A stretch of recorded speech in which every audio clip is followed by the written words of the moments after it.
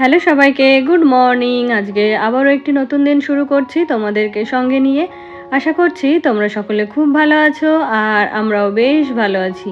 আজকে বারটা ছিল মঙ্গলবার, আর ওই মঙ্গলবারের ব্লগই তোমাদের সাথে শেয়ার করছি। তো এখন ঘড়িতে বেজে গেছে সকাল 7টা। তো ফ্রেশ হয়ে যে চলে এসেছি। তো কিছু জামা কাপড় আগে থেকেই মেশিনের মধ্যে দিয়ে রেখেছিলাম, আর এখন যে বাসি জামাটা চেঞ্জ করলাম সেটা হচ্ছে মেশিনের মধ্যে দিয়ে মেশিনটাকে চালিয়ে দিলাম। আর এখন এই যে ঠাকুর প্রণামটা সেরে তারপরে যাব রান্নাঘরে। তো ছেলের তো এখন সামার ভ্যাকেশান চলছে, তবে হাজব্যান্ডের তো কোনো সামার ভ্যাকেশানের ছুটি থাকে না।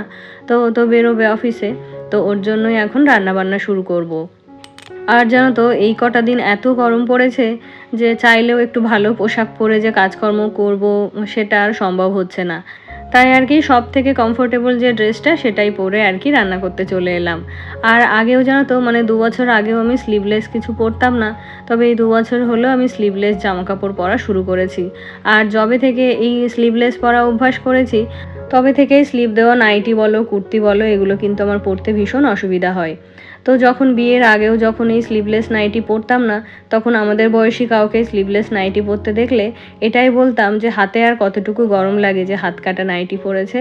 তো এখন নিজেকে দিয়েই বুঝতে পারি যে এই স্লিভলেস পরলে কতটা কমফোর্টেবল লাগে। তো তারপরে এই যে রান্নাঘরে এসে চাল আর ডালটা নিয়ে নিয়েছি। তো এই যে চালটা ধুয়ে বসিয়ে দিলাম, সঙ্গে ডালটাও ধুয়ে বসিয়ে দিলাম। আর এখন হচ্ছে যা রান্নাবান্না হবে সেগুলো কেটে বেছে গুছিয়ে নেব। আর জানো তো অনেক দিন আগে থেকেই আমার ছাদে একটা পুঁই শাকের গাছ হয়েছে, তো সেটাই এখন আনতে যাব। ভাত আর ডাল তো বসিয়ে দিয়েছি, আর এখন চলো ছাদে যাই, ছাদ থেকে একটা জিনিস আনবো। তো অনেক দিন থেকেই ভাবছিলাম যে ওটা দিয়ে রান্না করে নেব, তো সেটা করা হয়নি। আজকে চলো ওটা নিয়ে আসি।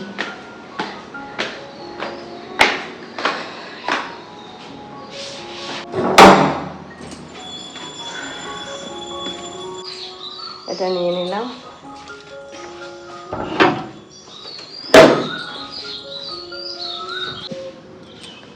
এটা এতদিন কেটে দিলে অনেক ডগা বেরোতো, কাটা হয়নি। কোথা থেকে কাটি? এখান থেকেই কাটি।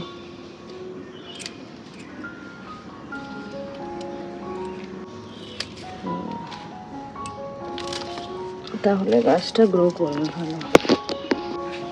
যে হয়ে গেল। তো পুইডাটা তো নিয়ে নিলাম, এখন চলো এটা দিয়ে রান্না করব। মিষ্টি কুমড়ো এনেছে, মিষ্টি কুমড়ো দিয়ে আর সব রকম সবজি দিয়ে। আর অনেক দিন থেকেই ভাবছিলাম যে এই ডগাগুলো কেটে রান্না করে ফেলবো, কারণ ওই ছোটো গাছটার ডগা কেটে দিলে ওটা থেকে অনেক ডালপালা বের হতো। তো হাজব্যান্ডই আর কি কাটতে দিচ্ছিল না, ও তো জানে না এই ব্যাপারটা যে ডগা কেটে দিলে অনেকগুলো ডগা বের হয়। তো সেই কারণেই আর কি কাটা হয়েছিল না, তবে এই দিন হঠাৎ মনে হলো যে কেটে দিই, যদি ওর থেকে আরও ডালপালা বের হয়। তো সেই কারণেই আর কি এই কুমড়ো দিয়ে আর পুঁইডাটা দিয়ে সব রকম সবজি দিয়ে একটা নিরামিষ তরকারি করব। এটাকে শুকনো শুকনোও করা যায়, তবে ওই যে বললি না হাজব্যান্ড সবসময় খাওয়ার সময় ঝোল চাই, তো এটা দিয়ে একটা ঝোল ঝোল তরকারি করব ভাবছি। আর পুঁইডাটাগুলো ডগার দিকে আনলেও এটা যেহেতু অনেক দিন হয়ে গেছে, তাই কিন্তু অতটা কচিও নেই, বেশ শক্ত হয়ে গেছে। তো দেখি কীরকম কি হয় রান্নাবান্না করার পরে। তো তারপরে এদিকে একটু মিষ্টি কুমড়ো, পটল, বেগুন আর ওই একটু আলু কেটে নিয়েছি, আর এখন এই ডাঁটাগুলোকে কেটে বেছে দিয়ে দেবো। তো আজকে রান্নাবান্না বলতে এই নিরামিষ তরকারিটা করব, তার সঙ্গে একটুখানি ডাল করব, আর ছেলের জন্য একটুখানি মিষ্টি আলু সেদ্ধ দিয়ে দেবো। তো এই গরমের মধ্যে ওই যে বললাম রান্নাঘরে থাকতে ইচ্ছে করছে না, আর একটু রিচ খাবার দাবার ওইসবও কিন্তু খেতে ইচ্ছে করছে না। আর বাড়িতে যেহেতু মাছও নেই, তাই কারণে মাছের ঝোলও আজকে করব না। তো আজকে শুধু রান্না করবো এই নিরামিষ তরকারি আর ডাল, আর ছেলের জন্য একটু মিষ্টি আলু সেদ্ধ দিয়ে দেবো। আর যদি খাই তাহলে তার সঙ্গে একটু ডিমের অমলেট করে নেব, এই হবে আর কি। তো প্রথমে একটা আম কাটতে গিয়ে দেখলাম ওটা একদম পেকে গেছে, তো ওই পাকা আম দিয়ে তো আর ডাল খাওয়া যাবে না, তো তার জন্য আর একটা একটু শক্ত দেখে আম নিয়ে এলাম। তো এই আমটা দিয়েই হচ্ছে ডাল করে নেব। তারপরে এদিকে দেখো আমার সমস্ত সবজি কাটা বাছা হয়ে গেছে, তো এগুলোকে এখন ধুয়ে নিয়ে রান্না বসিয়ে দেবো। আর এর মধ্যে ভাবছি কয়েকটা ডালের বড়িও দেবো। যদিও হাজব্যান্ড ডালের বড়ি খায় না, তো শুধুমাত্র আমার জন্যই অল্প করে কয়েকটা ডালের বড়ি দিয়ে দেবো। তো আমার গত ভিডিওতে কমেন্ট করেছিল ভারতী দিদি ভাই, তো দিদি ভাই লিখেছে খুব সুন্দর ভিডিও বোন, তোমাকে পিঙ্ক কালারের নাইটি পরে খুব সুন্দর লাগছিল, ছাদে তোমার অনেক ফুল গাছ, খুব ভালো লাগে গাছ লাগাতে, গাছের যত্ন করতে, অনেক অনেক শুভকামনা ও ভালোবাসা রইল বৃষ্টি বোন। থ্যাংক ইউ দিদি ভাই, তুমিও আমার ভালোবাসা নিও। আর সত্যি কথা বলতে আমি ইউটিউবে এসে তোমাদের থেকে যে এত ভালোবাসা পাবো সেটা আমি কখনোই কল্পনা করতে পারিনি।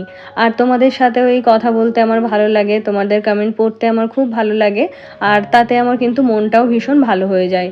আর সেই কারণেই তো প্রত্যেকদিন মানে কষ্ট হলেও এই কিছু না কিছু ভিডিও নিয়ে আসি তোমাদের সাথে শেয়ার করার জন্য, যাতে তোমাদের কাছ থেকে সুন্দর সুন্দর কমেন্ট পাই আর কিছু হলেও তোমাদের সাথে কথা বিনিময় করতে পারি।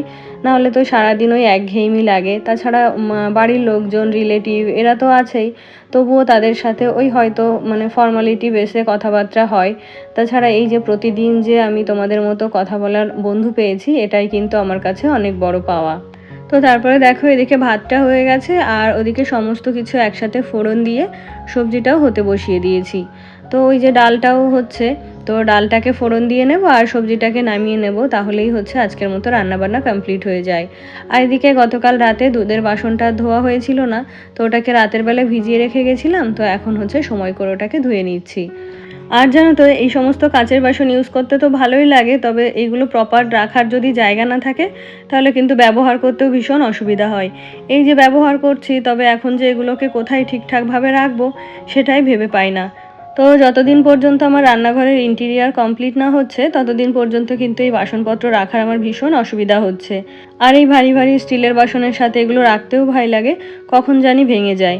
তো সেই কারণেই হচ্ছে খুব সাবধানে আর কি ওগুলোকে ব্যবহার করতে হয়।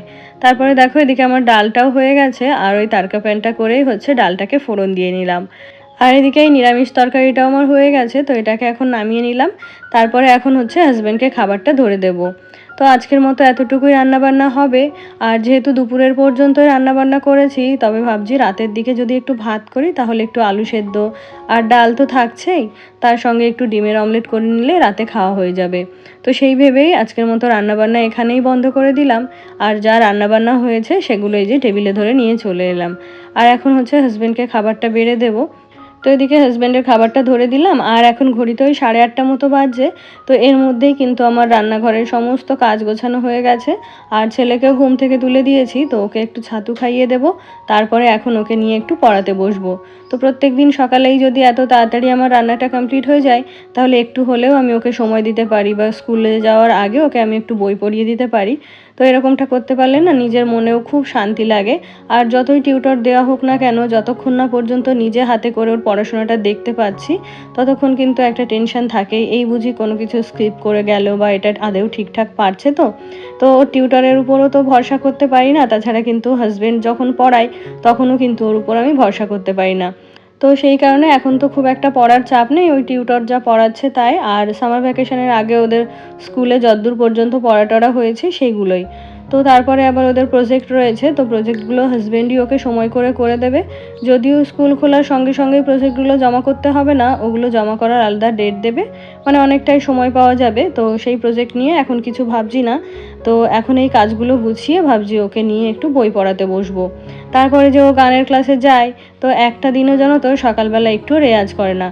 তো ওকে বলেছি যে ছাতুটা খেয়ে তুই ওদিকে রেয়াজ করতে বস, তারপরে হচ্ছে আমি কাজগুলো গুছিয়ে তোকে একটু বই পড়িয়ে দেবো। তো সেটাই হচ্ছে। আর এদিকে আমার দেখো রান্নাঘরের সমস্ত কাজ গোছানো হয়ে গেছে। আর এখন যাব হচ্ছে পড়ার ঘরে। তারপরে এদিকে আবার বেডরুমটাও গোছানো হয়নি। তো ওই যে আমি বেরিয়ে আসার পরেও যেহেতু হাজব্যান্ড ছেলে ওরা শুয়ে থাকে, তাই সকালবেলা আর কি বেডরুমটা গুছিয়ে রাখতে পারি না। তবে এখন ওগুলোতে কোনো কিছুতেই হাত দেবো না, কারণ এখন সকালবেলার টাইমটা চলে গেলে ও আর পড়তেই বসতে চাইবে না। তারপরে বন্ধুরা এসে আবার বাড়ির সামনে লাইন লাগাবে খেলতে যাওয়ার জন্য। তো সকালবেলার ওই টাইমটা ওকে যদি একটু পড়িয়ে দিতে পারি তাহলে সারাদিন যদি একটু পড়তে নাও বসে তাও কোনো অসুবিধা হয় না। তারপরে ওকে স্নান খাওয়া দাওয়া করিয়ে দিয়েছি, ও বেরিয়ে গেছে খেলতে। আর এখন আমি এই যে আমার ঘরদোরগুলো একটুখানি গুছিয়ে নেব। তারপরে যাব হচ্ছে স্নানে। তো অনেক দিন থেকেই ভাবছি আমার ঘরের বেডশিটটা চেঞ্জ করব, তো আজকে আর তো এটা করা হলো না, আজকে এইভাবেই গুছিয়ে নিই।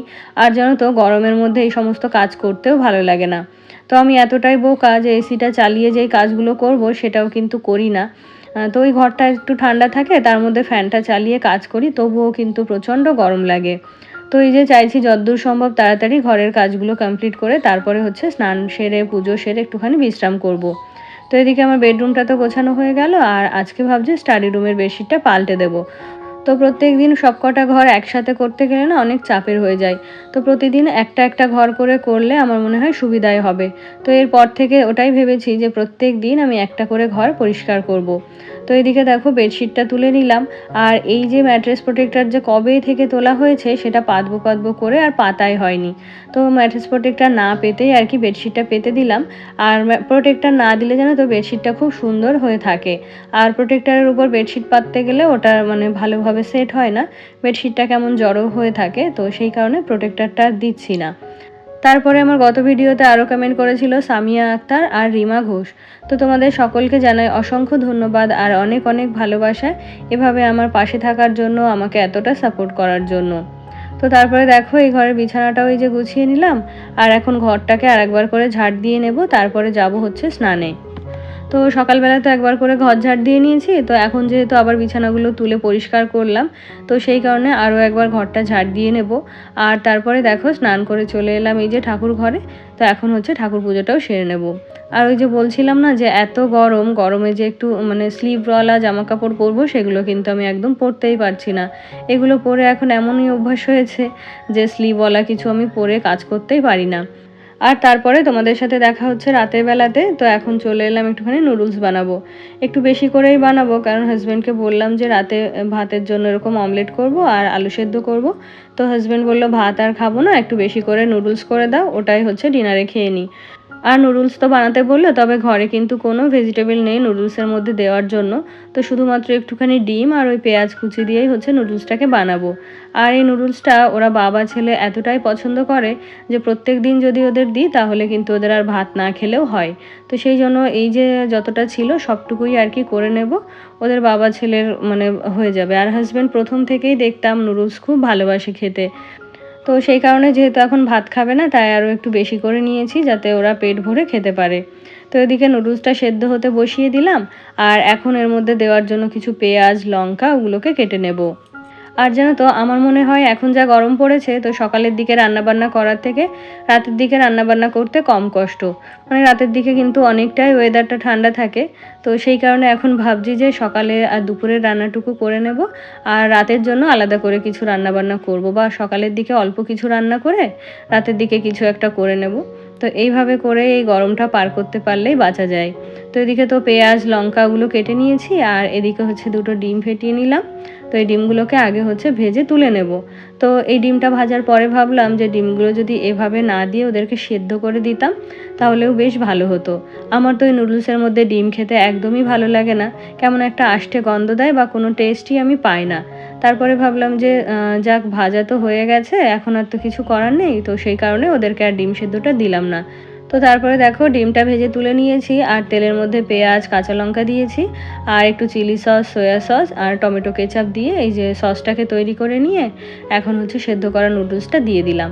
তো এটাকে এখন খুব ভালোভাবে মিশিয়ে নেব। আর টেস্টের জন্য একটুখানি ম্যাগি মশলাও দিয়ে দেবো, যেটা আমার ঘরে রয়েছে। তো এমনি তো সেরকম কিছু এর মধ্যে দিইনি, তবে এর মধ্যে যদি একটু ম্যাগি মশলা দিয়ে দিই তাহলে কিন্তু টেস্টটা খুব ভালো হয়। আর ওই যে ডিম ভাজাটা তুলে রেখেছি ওটা একটু লাস্টের দিকে অ্যাড করব, যেহেতু ওটা ভাজা তো সেই জন্য এর মধ্যে দিয়ে বেশি ভাজারও কোনো দরকার নেই। তো এই যে এখন হচ্ছে ওই মশলাটা দিয়ে দেব। তো ছেলের জন্য যে ম্যাগিগুলো আনা হয় সেগুলো তো প্রত্যেকটা মশলার প্যাকেট ওর লাগে না, তো সেই জন্য তার মধ্যে থেকে যে মশলাগুলো থেকে যায় সেগুলো আমি হচ্ছে আলাদা করে রেখে দিই। তারপরে নুডলসটাকে একটু লো ফ্লেমে কিছুক্ষণ ঢাকা দিয়ে রেখে দিয়েছি। আর এখন ওই যে ওদের জন্য সার্ভ করে নিয়েছি। আর এই নুডলসের সঙ্গে কাঁচা পেঁয়াজ তারপর চানাচুর এগুলো কিন্তু হাজব্যান্ড খুব পছন্দ করে। আর ছেলে চানাচুরটা পছন্দ করে, তবে কাঁচা পেঁয়াজটাও খেতে চায় না। আজকে তবে এই পর্যন্তই, দেখা হচ্ছে নেক্সট ব্লগে। টাটা।